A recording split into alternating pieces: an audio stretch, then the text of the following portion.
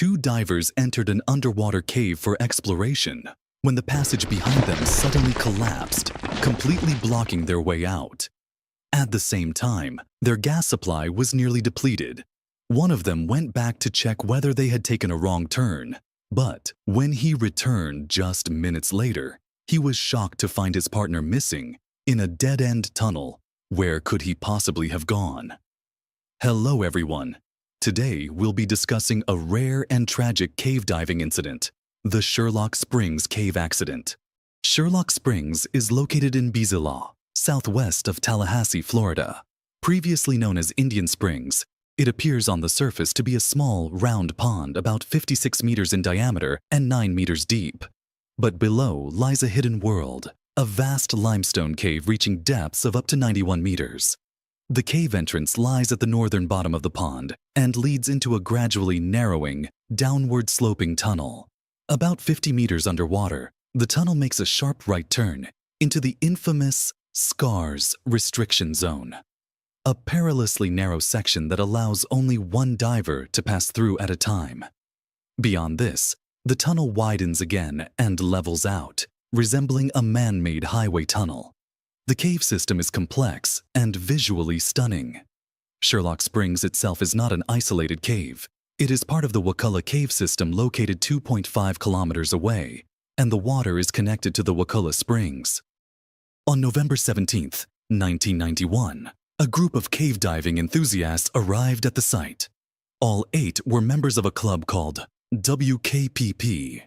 Their mission was to search for new passages inside the cave. The team was split into 4 groups. The first stayed on the surface to provide support. The second and third descended to place decompression tanks. The fourth group, Bill and Parker, founders of the club, were tasked with the final exploration. Their plan was to dive from the entrance to a fork called the Grand Canyon, descend and head left to search for unexplored tunnels, then exit via an upward passage near the Wakulla Room. The entire dive was expected to take about 2 hours. Around 10 a.m., the decompression teams entered the water. A few minutes later, Bill and Parker followed. At a depth of 20 meters, they encountered George from the decompression team. After a quick exchange, they continued downward. The footage shown is actual footage from inside the cave, corresponding closely with the position on the map. After several minutes, they reached the turn into Scars Restriction Zone. From this point, the tunnel stretched out horizontally to the right. Adjusting their buoyancy vests for neutral buoyancy and using their scooters, they moved swiftly. Soon they arrived in a massive area called Wakulla, where the sensation of swimming feels like floating in outer space. After exploring this space, they squeezed through a narrow tunnel and continued to the right. This section was also spacious. If not for the fallen rocks, it would resemble a highway tunnel inside a mountain. 40 minutes into the dive, they reached the Grand Canyon Fork. As planned, they turned and descended into the next level of the cave, heading left in search of unexplored passages. Though this level was narrower, their scooter still functioned well. In 25 minutes, they reached the lower Wakulla Room. There, they found an upward path and, with their gas running low, began their exit. Back at the fork, they followed the guideline to the left, but the tunnel was now filled with sediment, reducing visibility to about 30 centimeters. Staying close to the guideline, they proceeded slowly. They weren't too worried. It was supposed to be only 20 more meters to exit the Scars Restriction Zone. But something was wrong. After several meters, they found that the tunnel was blocked. The guideline disappeared into a mound of sand and wouldn't budge. Confused and alarmed, they wondered, had they taken the wrong path? Or had there been a collapse? Panic set in. Their gas was nearly gone. Bill wrote on his slate, "Wait here, I'll check the line marker."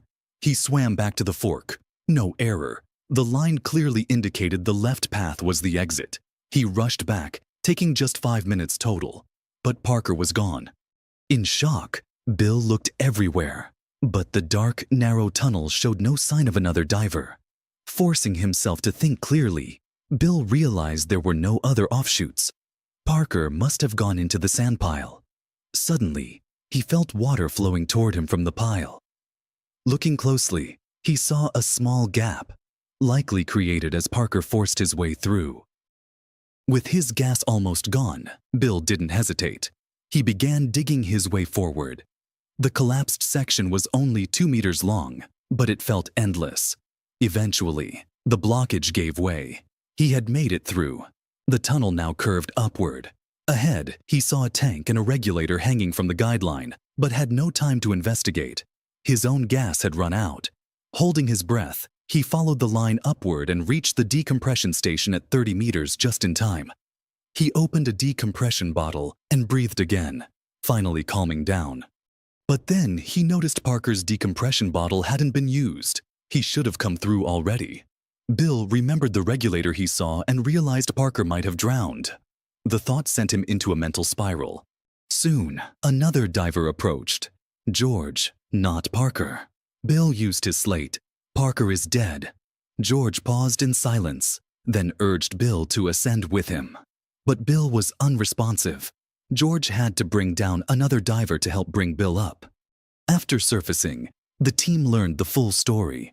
Divers on the surface had already searched multiple times but hadn't reached the turn where the blockage occurred. The next morning, police found Parker floating near the top of the cave, around 10 meters deep. He wore only his wetsuit, and the ceiling above showed signs of collapse. The true cause wasn't discovered until over 20 years later by a physics professor. When Bill and Parker entered the water, George and his teammate were decompressing at 20 meters.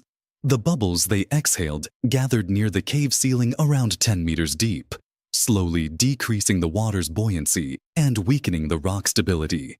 After George exited, the buoyancy force diminished further, triggering the collapse. The falling rocks hit a slope, causing a landslide that blocked the passage. The pond water level dropped, but then slowly recovered. Unaware of the blockage, Bill and Parker tried to escape. During their efforts, Parker's air ran out. He couldn't wait. He dug through the sand, emerging just in time, but had to hold his breath to reach a decompression bottle. Tragically, he lost consciousness just meters from safety. Before passing out, he ditched his gear, hoping his buoyant wetsuit might lift him if someone found him in time. But his body was too far from the line and wasn't discovered until the next morning. Parker's actions, however, saved Bill. Without Parker clearing the way, Bill likely wouldn't have escaped in time. An autopsy and dive computer data ruled out foul play, confirming the death was caused by a collapse, one of the rare cave diving accidents caused by natural disaster. That concludes today's video. Thanks for watching. See you next time.